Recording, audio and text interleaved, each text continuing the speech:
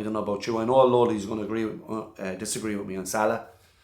I know that, but that doesn't bother me.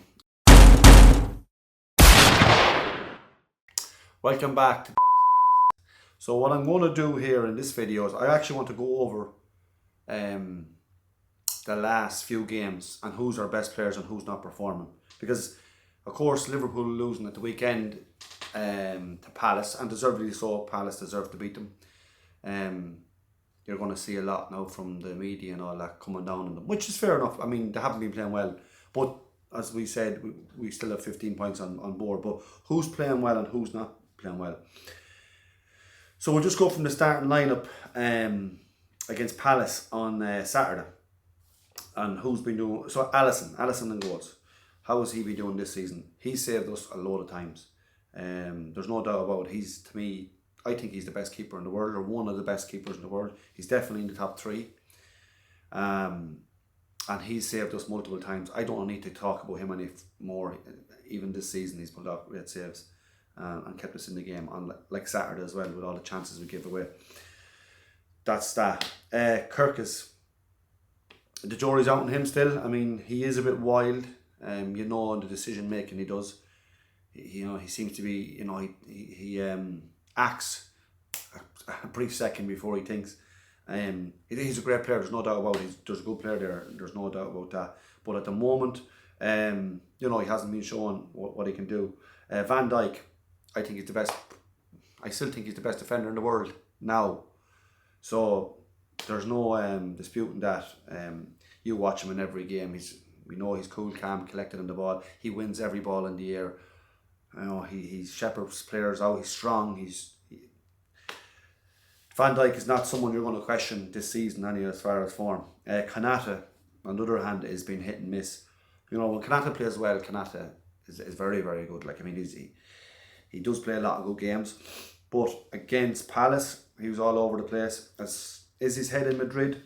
Is his head elsewhere? His contract is going to be down in the summer, so is that getting into his head? But he's definitely not playing to the standards I know he's capable of. He's a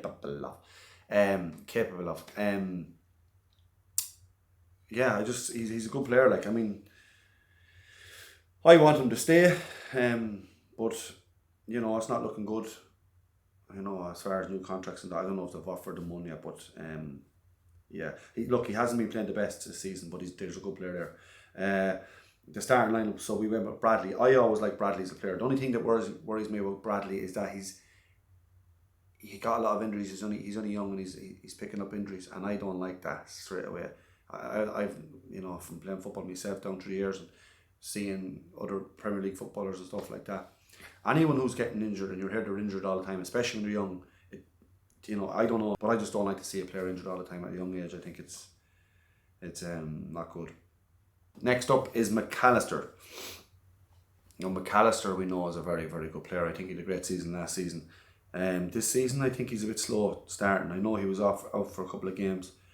Maybe he needs a few games to get the run of it. But look, I know McAllister's already at Liverpool. He doesn't need bedding in or anything like that. He's a very, very good player.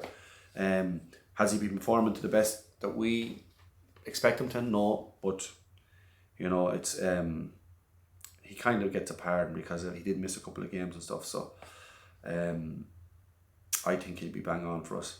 Gravenberch, brilliant. I think Gravenberch is brilliant. He's so good on the ball. He's so good.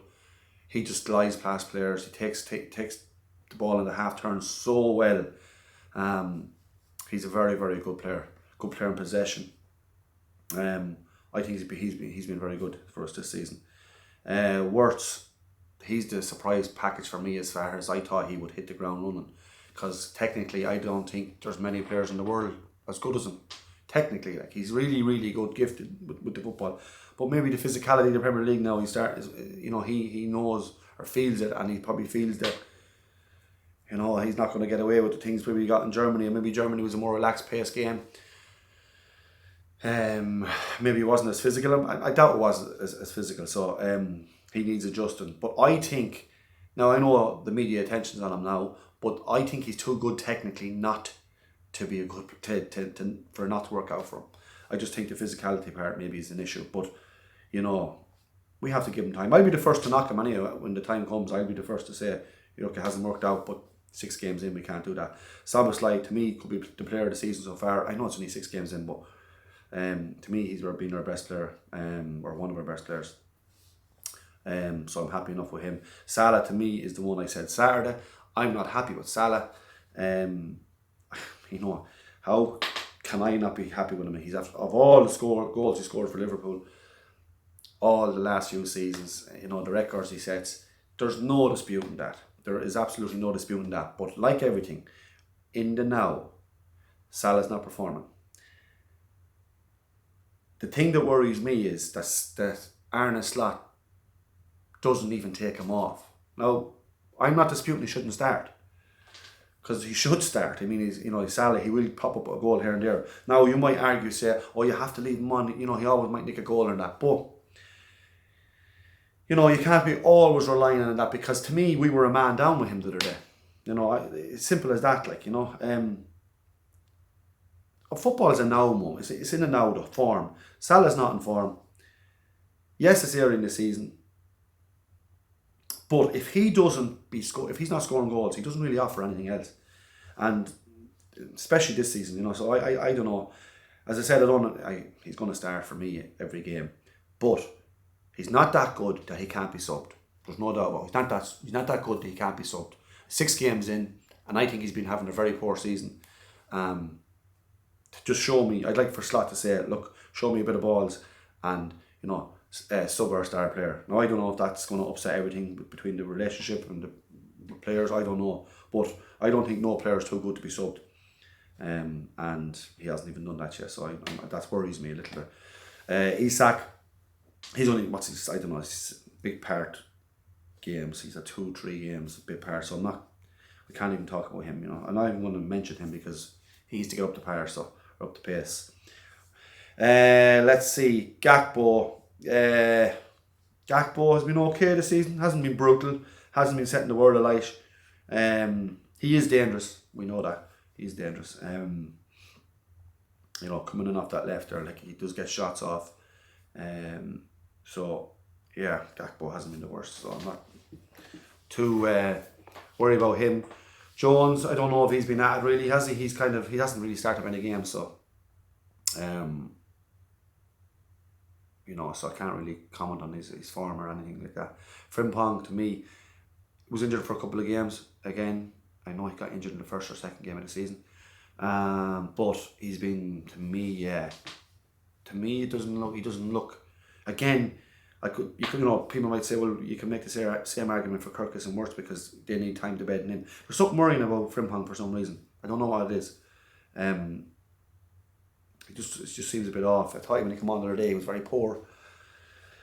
But look, form is temporary. I mean, he might turn around. He might have a couple of good games in the next couple of weeks, and then all of a sudden he just keeps going. But at the moment, he's worrying me a little bit. But I don't want to be too harsh and just rule him out and say it's not been a good signing, because again, only a few games in. But for me, yeah, he needs a big improvement. Chiesa came on the other day. I think Chiesa, I always fancy Chiesa as a player. I think he was brilliant. I think he's technically brilliant. I think he can change things in a game. I do understand, because I do watch him all the time, his movement and stuff. Sometimes he's kind of, I don't know, I don't want to say because he's all in or his heart is in it, but sometimes if his pressing game was good against Southampton in the League Cup during the week, but sometimes he just seems a bit standoffish. I don't know, but I like him as a player. I think he should be getting, again, he doesn't even get a start in the Premier League. That's, to me, totally wrong. I think sometimes, I said this last season, I sometimes think Slot and him fell out, or Slot has something against him. Now, Slot has still played him, obviously started him against the League Cup, against Southampton. But now, I know Chiesa's injury situation with him, maybe 2 or 3 games in a week is too hard for him, but he deserves a start in the Premier League. I don't think Slot has ever started in a Premier League game. Maybe I'm wrong, but I'd love to know that he ever started in a Premier League game. One thing that really confused me, and I want to touch on this last season, was the fact that when we needed a goal against PSG, sitting off PSG, going in 1-0 against them in the second leg at Anfield. It was crazy. That's one thing I think I've said it in another video with Klopp. Klopp will go at. They will make sure that any team that comes to Anfield, they're going to be shitting it. And most teams do. But I just get a feeling now that teams are not fearing Liverpool as much at Anfield, because yes, we're a bit more measured in our approach. We don't get as many injuries as we did during the Klopp era. But again, I think that cost us against PSG in the Champions League. 1-0 down. 1-0 up against PSG going into Anfield. I don't care. You should be going at them from the start and not giving them the impression that, oh, we want to hold on to this lead. We needed a goal in that game, and he didn't bring on Chiesa. I think it was the same night he brought on Jones, missed the penalty, and I don't even think he was bothered the next day. He said, I'll sleep tonight, he said. But to me, now obviously he's a Liverpool man, he loves Liverpool, but I felt that you should be taking that worse. But Chiesa, we needed a goal in that game, I think, before the penalty shootout. Especially when you're pressing, I just wanted to win that game. I don't want going to penalties. He never brought on Chiesa. A few days later, he brings him on against Newcastle in the League Cup final. Chiesa comes on, and you think to yourself, why did you do it now? Chiesa comes on, scores his goal. I think he was on under 5 or 10 minutes. He would equalised against Newcastle, and then good luck to him after that again. He never got looking after coming on and playing brilliant against Newcastle. Like, either don't play him at all or give him some chance, or give him a chance to play full games or whatever. But that worries me, as I said to you. It's like the Salah thing. He doesn't take Salah off. He doesn't give Chiesa a start. That just worries me a little bit at the moment. Rio, I love Rio, man. He's a young lad. He plays in the Gakpo position, maybe left forward, but left half forward, whatever you want to call it. I think he's going to be a very, very good player. I like him, and he's a young lad as well, so he's a lovely player.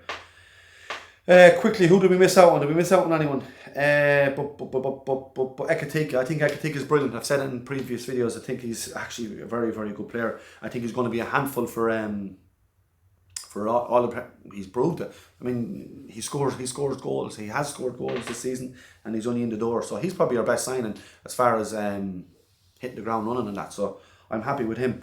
And that's really it I can think of.